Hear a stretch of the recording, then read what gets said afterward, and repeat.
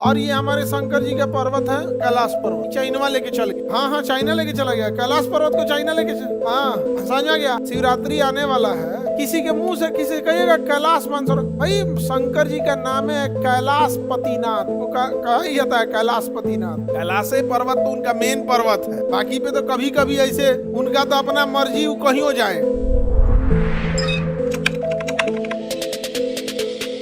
जल समझौता के तहत सिंधु नदी के हम कितना % पानी यूज करते हैं? 20%। कितना %? अब यहाँ देखो बाबू, हम लोग यहाँ से बनाते हैं, सिंधु नदी चलते हैं। सिंधु नदी मानसरोवर झील से निकलती है। किस झील से निकलेगी? मानसरोवर झील से। और ये हमारे शंकर जी का पर्वत है कैलाश पर्वत। चाइना लेके चल गया। हाँ चाइना लेके चला गया। कैलाश पर्वत को चाइना लेके समझ आ गया। क्या कभी आपने गलती से अपने देश में किसी को सुना है कि हम अपना कैलाश पर्वत लाएंगे? अब मांगबे नहीं करते, ले हिम्मतें तोड़ देता है सब। नहीं समझे? शिवरात्रि आने वाला है, किसी के मुंह से किसी कहिएगा कैलाश मानसरोवर, भाई शंकर जी का नाम है कैलाश पतिनाथ, उनको कहा ही जाता है कैलाश पतिनाथ। कैलाश पर्वत तो उनका मेन पर्वत है, बाकी पे तो कभी कभी ऐसे उनका तो अपना मर्जी वो कहीं हो जाए, लेकिन उनको सबसे प्रिय जगह अगर कोई लगता है कैलाश, और नीचे का मानसरोवर झील। कौन ले गया? चाइना। कौन ले गया? चाइना लेके चला गया। और हम लोग उसको बोलबो नहीं करते कि हमारा है। इतना ना चाइना टेक्नोलॉजी में आगे चल गया, पैसा में आगे चला गया, जिसका कोई हद। असल में वहाँ डेवलपमेंट में एक और रीजन है ना, नास्तिक है सब ज्यादा। तो जो नास्तिक रहता है ना, वो कोनो चीज में नहीं मानता है, खाली उस पर रिसर्च करेगा, ऐसे कैसे ऐसे कैसे ऐसे कैसे। और अपने यहाँ तो ऐसे बहुत, खैर वो तो अपना अलग चीज है। आस्तिक होना अच्छी चीज है, अंधविश्वासी होना खराब। और कोई तारा टिमटिमा रहा है, कह दो तो दादाजी नहीं समझ आ गया। कह दो चांद पे कोनो ना खीर बना रहा है कोई, ऐसे चंदा मामा दूर का। तो अपने यहाँ तो ये सब चीजें भी तो ज्यादा है। कैलाश पर्वत कहाँ है? चाइना में। यहाँ से निकलती है सिंधु नदी, सीधे इंडिया में प्रवेश करती है और चली जाती है इंडिया पार करते हुए पाकिस्तान। कहाँ चली गई? और कराची के पास जाके अरब सागर में मिल, कराची के पास जाके कहाँ मिल जाती है? अरब। बताइए कौन सी नदी है?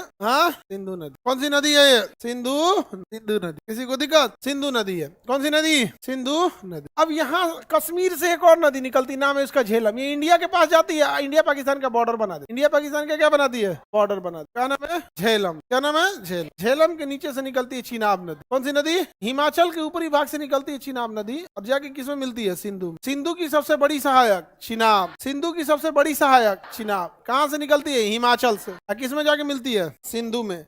और इसमें दो नदियां आके मिल जाती है। ऊपर से आएगी झेलम, इंडिया पाकिस्तान का बॉर्डर बना के झेलम किसमें मिलेगी? चिनाब। अभी भी हम इस बॉर्डर को झेलिए रहे हैं, नाम याद रखिए झेलम। हम किस बॉर्डर पे सबसे ज्यादा झेलते हैं? पाकिस्तान बॉर्डर पे। तो झेलम नदी किसका बॉर्डर बनाएगी? इंडिया पाकिस्तान। अब वहीं पे बॉर्डर है, नदी उस पर पाकिस्तान, नदी इस पर इंडिया। समझ में आ गया कि नहीं आ गया? नदी उस पर भैंस लड़ा रहा है सब, नदी इस पर एजुकेशन हो रहा है। हम लोग अभी भी एजुकेशन पे बहुत ध्यान दिए हैं, उन गधों के तुलना में, चाइना की तुलना में नहीं।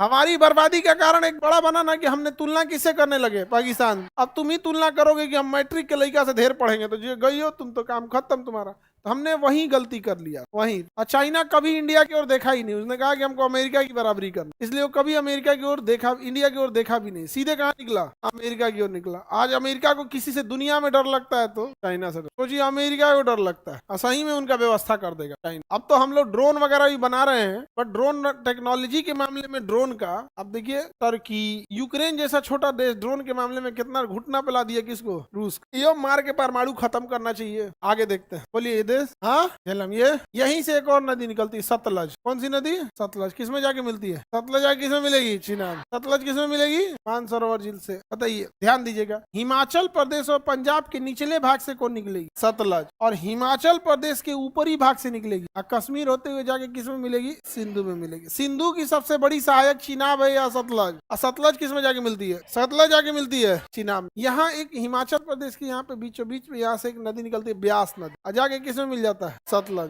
कौन सी नदी? ब्यास नदी। और यही हिमाचल के इस वाले एरिया से निकलती है रावी नदी, जो किसमें जाके मिली है? ये हो गई कौन सी नदी? रावी। पंजाब के ऊपरी भाग में रावी, निचली भाग में सतलज, ऊपर में रावी, नीचे में सतलज, बीचों बीच में ब्यास, बीचों बीच में ब्यास। सिकंदर की सेना इसी नदी को पार नहीं किया। सिकंदर की सेना इसी नदी को पार नहीं, सिकंदर की सेना यहां से लौट, सिकंदर की सेना यहां से लौट। अगर हम वर्तमान भारत की बात करेंगे तो सिकंदर वर्तमान भारत में नहीं आया था। लेकिन अगर आप अखंड भारत की बात कीजिएगा तो अखंड भारत तो यहाँ तक था। तो हम लोग मिला जुला बोल देते हैं कि अखंड भारत भी मेरा था, लेकिन सिकंदर वर्तमान भारत पे नहीं आया। समझ में आ गया कि नहीं आ गया? किसी को दिक्कत? तो वर्तमान भारत के हिसाब से वो नहीं आया था। अच्छा, वर्तमान भारत में भी देखिए घुस गया था पंजाब में, तो यहाँ से लौटा नदी के किनारे से। कौन? सिकंदर।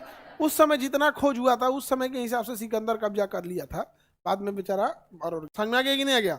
उसके बाद तो यहाँ अशोक का साम्राज्य इतना बड़ा आया, यहाँ पे बहुत बड़ा साम्राज्य। उसके बाद वाला कोई, अशोक के बाद वाला कोई संभालने वाला था ही नहीं। अब भैया राजा का मतलब होना चाहिए था युद्ध वगैरह करे, युद्ध त्याग दिया। जो राजा युद्ध त्यागा है, खत्म हो गया उसका कहानी। आगे बढ़े, किसी को दिक्कत तो बोलिए। हाँ, कौन सी नदी है? सिंधु नदी तंत्र।